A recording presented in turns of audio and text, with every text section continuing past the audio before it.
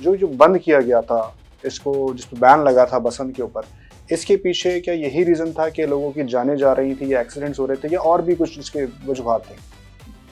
میرے حساب سے تو مجموعی چیزیں تھیں، صرف وہ نہیں تھی اس کو میڈیا نے، اور وہ واقعی ایک ایسی چیز ہے جس کو نظر انداز تو نہیں کیا جا سکتا. لیکن جب یہ نہیں بھی تھی تو اعتراضات جو تھے نا وہ آتے تھے، اور وہ ایک خاص طبقہ فکر ہے جو مکتبہ فکر کہتے ہیں، میری اردو بھی ذرا ایسی ہے. جی ایسے ہی. تو وہ کبھی بھی تفریح کے لیے رضامند یا خوش نہیں ہوتے.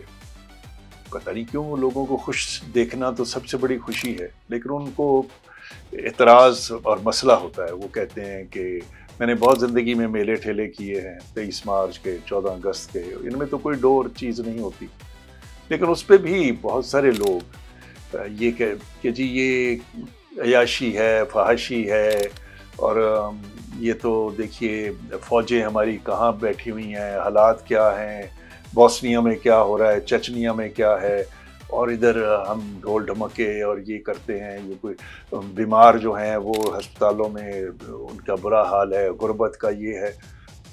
تو یہ تو ایک ایسا بھی نقطہ نظر ہے، سوچ ہے کہ پہلے دنیا ساری ٹھیک ہو جائے، ہر مسئلہ دنیا میں ختم. وہ تو پیغمبروں کے وقت بھی نہیں ختم ہو سکے تو ہم کا، یا ہم پہلے شاید اس دنیا سے رخلت کریں تو دوسری دنیا میں ہمیں کوئی ہنسنے گانے کا اور خوش ہونے کا موقع مل سکتا ہے.